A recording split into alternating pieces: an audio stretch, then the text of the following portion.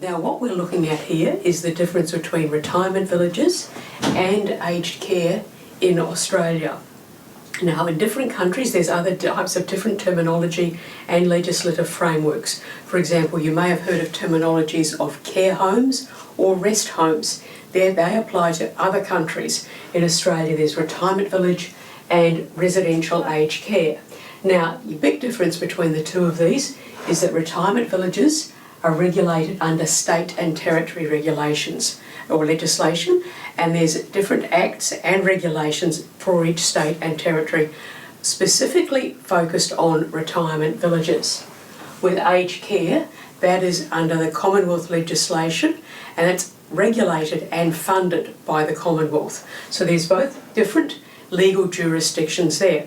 Another difference between the two is the difference between your entry, how you're able to enter into either a retirement village or residential aged care.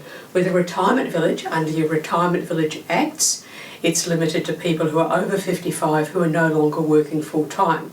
Usually people are a lot older than that by the time they move into a retirement village, but those are the regulations. There's also some exceptions, for example, spouses of residents may be younger, and also there are some disability frameworks. So you can have exceptions to that. The difference there with aged care is that because it's funded by the Commonwealth Government, you need to be assessed as to be eligible to receive care, and you need to be assessed at a particular level. So therefore you need to have your assessment, which will give you your aged care funding instrument level, which then means you are eligible to enter into aged care and receive Commonwealth funding for it. So therefore you've got different requirements to enter into retirement villages and aged care. So just to make things a bit more confusing, you've got these other properties here.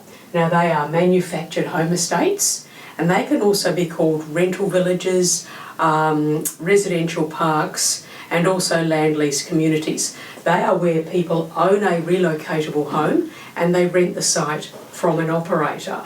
So they are usually under manufactured homes legislation, or they may be under state tenancy legislation. They're not under retirement village legislation.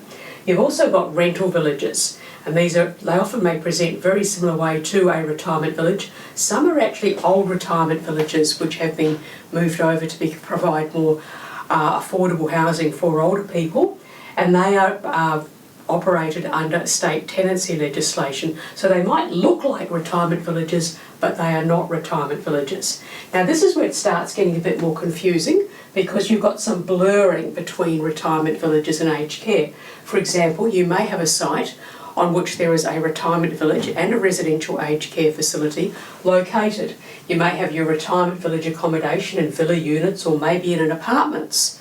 And you've got your aged care over here, and it's located maybe in a high-rise building, maybe in a low-rise building. So you've got your different components. You may even have shared facilities in here. For example, you may have a community centre, you might have a swimming pool where your retirement village residents have their aquarobic session and your aged care residents have their hydrotherapy session. So you may have these other facilities that are shared as well.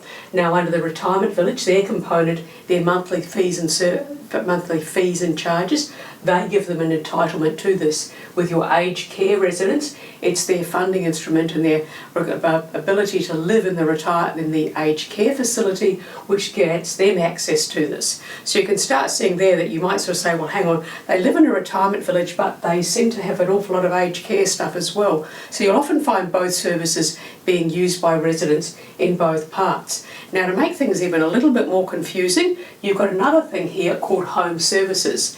And again, that's regulated and funded by the Commonwealth Government. And this is where people who are eligible to receive aged care services, they elect to receive these services in their own home.